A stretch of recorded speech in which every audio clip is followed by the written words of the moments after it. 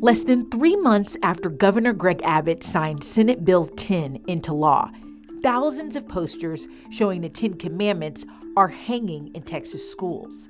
This week on Inside the Investigation, senior investigative producer David Barrera and I explain the coordinated effort from national religious groups to get the displays in every classroom in the state. Welcome to Inside the Investigation. Right now, we're inside the Investigates office, and I'm joined by my colleague, senior investigative producer David Barrera. Thanks for joining us, David. Thanks for having me.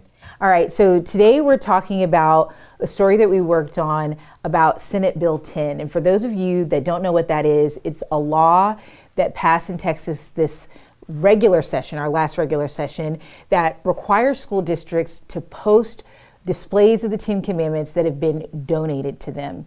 And I think we've had our political team working on this when it was coming through the legislature, but our team jumped in kind of on the back end on September 1 when the law took effect, because we wanted to know how this was shaping up at school districts. Right, yeah. Well, it's somewhat of a controversial law, and it generated a lot of public interest, and people were emailing us about it. So we wanted to get an idea of what was going on. And so just a little bit of a back story, a little information, like a school district essentially has to put up the poster the way the law is written if it's donated, fits the criteria for the way the poster is supposed to be printed and such with the lettering. And so we wanted to get an idea of which school districts were putting these up and where they were coming from. So the way we did that was to submit like a lot of record requests. A lot. We submitted record requests to all of the school districts in our region, right, and then more to some of the largest school districts in the state. And what we found was that there were a variety of different levels, you would say, of people and organizations that were donating them. There were some national organizations that are formed that are really pushing this. Mm-hmm. And then on the other end of the spectrum, there were just individual people in parts of Texas that just thought they wanted to get involved and donated a handful of them. So that we were seeing a wide variety of stuff going on. Definitely a wide variety. The first school district that we covered was Hayes, Consolidated Independent School District, because they sent out an email to their parents, so kind of a long explanation of how they arrived at putting them up, where they got the donations from. And I remember we were all sitting in here and we called them, and we learned that in one donation from an organization, they had enough posters for every single classroom. And that was really when we realized, okay, we need to send these records requests out, because who knows if this one organization is donating to all of the school districts in our state, in our area. And the organization that donated to Hayes, at first, we pulled the donation form, but at first in the letter, the school district said it was someone who said they were donating on behalf of My Faith Votes. That was the organization. But then we pulled the actual donation form, and it was the same person, but the person was donating under Million Voices. And talk more about this, but I think part of what we learned is that a lot of these organizations that we found were donating at different school districts, making large donations, enough to go in every classroom, they were kind of working together or affiliated with one another. Yeah, so to look into the larger organizations, we looked at campaign finance information from the Texas Ethics Commission. We also looked at IRS 990 forms. That's for nonprofits have to file those for tax purposes. And we also looked at Secretary of State records, where businesses submit their filings each year, and where they incorporate their businesses in Texas. And so through those records, we got a good idea of how all these organizations are connected. One organization called Vision America Mobilized, which we found in Texas, started in 1998. A lot of these organizations are sort of affiliated with them and affiliated with each other. The one you mentioned, named Million Voices, was organized in 2020 as a business that was doing Vision America Mobilized was doing business as Million Voices. You mentioned My Faith Votes. Okay. Yeah. And then there was also Restore American Schools. Mm-hmm. And so Restore American Schools is a big one that's really at the forefront of this, and on their website they have a like a ticker. It's like a counting down. Yeah, a ticker. And it said, what I looked at how many, I'm going to read this off here because I didn't remember the numbers, but in September they sent posters to over 4,500 schools. They estimated that had an impact on 160,000 classrooms and millions of students. That organization is related to Million Voices. So there's a lot of crossover, like there's different names of organizations, but it seems to be a lot of the same people that are united to like kind of do this effort to get these posters into classrooms. Right. And I mean, there's another organization, Citizens Defending Freedom. We actually got to talk to one of the people working for Citizens Defending Freedom as a part of our reporting, but they donated, I think it was enough posters for every single classroom in Georgetown ISD. And they've donated to lots of school districts across Texas. And they even said, the person, the CEO that we spoke to on the phone said that they work with Million Voices to do that. And we kind of followed up and said, in what way, how are you working together?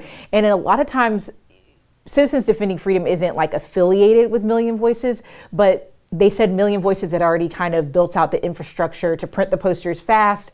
And so here you have Citizens Defending Freedom, who's collecting their own donations and funds and then giving it to Million Voices to get the posters. So there's a lot of ways that they're working together. But you mentioned earlier how when we were pulling the donations, and we had to follow up and get updated information from the school districts because this was happening so fast. We would email one week and they hadn't gotten donations yet, and the next week we would email and they had, received enough for their entire school district. So it was happening quickly. But to kind of talk about what we were seeing in Round Rock ISD, which was the school district that we kind of profiled for this story, they had a group of moms donate enough posters for an entire campus. It was Cedar Ridge High School. And then they had separately a teacher who donated a small amount of Ten Commandment posters to their own campus. And so that just kind of shows you a small look into what's going on. All across, we were seeing a local pastor donated enough posters for 2 campuses, and I think it was Liberty Hill ISD. And also, we saw school districts, or at least one school district, that bought posters for their own school district. And to be clear, the law doesn't require school districts to use their own funds to buy Ten Commandment posters, but Frisco ISD, their spokesperson told us that they spent $1,800 of district funds to buy more than 4,000 posters for their own campus. There was a state lawmaker who helped author Senate Bill 10, who spoke with his team spoke with us and let us know that they were kind of on a mission to put Ten Commandment posters in his district, like in his area where he covers.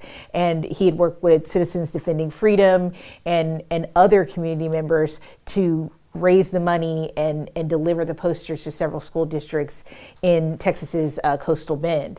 So there's a wide variety, but to your point, the large donations that we're seeing are from these national evangelical organizations who many of them will say as their mission statement that they want to see faith in the schools, they want to see the Ten Commandments, they want to see faith be explored publicly and in our public schools.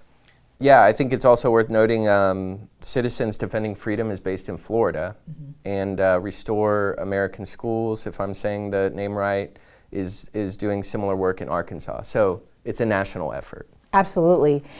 I do want to talk briefly about because we've kind of covered how the donations are flowing into schools, but we found in many cases it doesn't mean the posters are up. So Hayes CISD, which we mentioned earlier, they were the first that we covered. they did put the posters up. It was part of the letter that they sent to parents explaining that. And part of their explanation was that they were going to use their district funds to put it next to the Bill of Rights in every classroom. And sure enough, we went and visited. And in every classroom that we went into, there was a poster of the Ten Commandments, which the law says not only has to be certain dimensions, but it can't be hidden. It can't be behind the door. It can't be behind the coat rack. It has to be clear. I think the law says something funny like to somebody with average vision has to be able to see it across the room. To see it across the room, yeah. And so they had that up next to the Bill of Rights that was the same size, and then a little placard explaining to students that this was up because of the law. In Georgetown ISD, we mentioned that Citizens Defending Freedom gave them enough posters for every classroom, but they're now in party to a lawsuit that the ACLU, a lawsuit from the ACLU and several families, trying to keep them from putting them up, and they haven't put them up so far, according to the spokesperson. Also, Round Rock ISD, we talked about these 2 donations that they got, but they kind of were in a back and forth with the donors who we spoke to, because you've got, on the one hand, the Texas Attorney General saying, if you're not involved in a lawsuit currently, there are 2 that are trying to prohibit the posters from going up, then you as the district needs to put the posters up if you get the donations.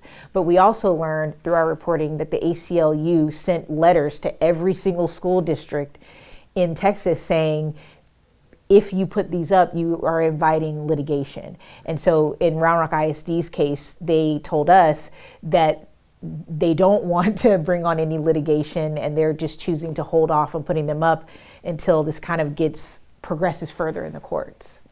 Yeah, so there is sort of a discrepancy, maybe is not the right word, but there's differences between how the different districts are handling the litigation and then putting them up or not putting them up. And so it's still a young law. It's just was passed.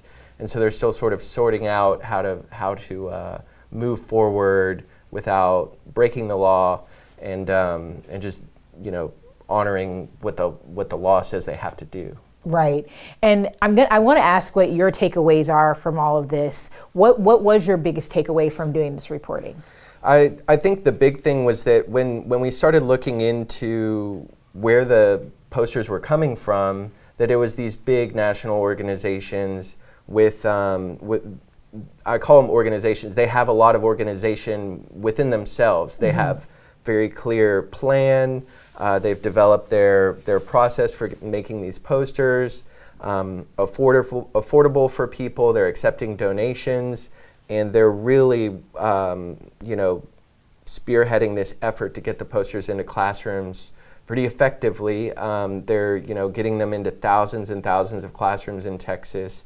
So there are people, from down the street of a school that are like, I want to, give some posters, and they're giving a few, and there are posters coming in that way. But the main way that the posters are going into classrooms, it appears from our record requests, is these larger organizations that are taking donations and donating thousands of them to districts across the state. They were ready. There was infrastructure there before the law passed and became law. Seems like it, yeah. It definitely seems that way to me. And my biggest takeaway, because I mentioned that we profiled Round Rock ISD, and you guys should watch the story to kind of hear their perspective. But we talked to 3 women who donated to Round Rock ISD, this particular school, Cedar Ridge. And we talked to the senior pastor at Hope Presbyterian in Austin. And so the 3 ladies, they obviously want the posters in the schools, and they kind of, their perspective, because I really was trying to figure out why do you want them there? And their perspective that they told me was that it's a historical document. And I think at one point during the interview, they said to them, it's a religious text, but to others, it could be it's just a book. It's a historical document. And their thought process that they articulated to me is that it helped we can find these themes from the Ten Commandments in our government, in our laws. But in talking to the senior pastor at Hope Presbyterian, I thought his perspective was really interesting, because he told me in the interview that his faith tradition values the Ten Commandments, but his one concern that he had was that, you know, he wouldn't try to teach chemistry, and he wouldn't really expect every public school teacher to be able to give context that he would be able to provide, and that other faith communities would be able to provide to the Ten Commandments, that it being on the wall is not enough context, that faith leaders can help people put it into context and to understand it better, and that it's just not the proper venue for it without that context. And then his other point that he made was that that what's the message that it sends, right, to people who don't have a faith tradition, people who are agnostic, people who are Muslim, people who are Jewish. What is the message that it sends to have one religion represented on the wall and not the others? And so it was really interesting to hear their perspective, and I would encourage you guys to listen to how they articulate it themselves. But David, thank you so much for coming on to Inside the Investigation. I always value having you as a reporting partner, and this was an interesting one that we got to work on this time. Thank you for having me. Thank you for coming on. You can watch Inside the Investigation on our KXAN Plus app. You can also find it online at kxan.com. Thank you so much for joining us, and we'll see you next time.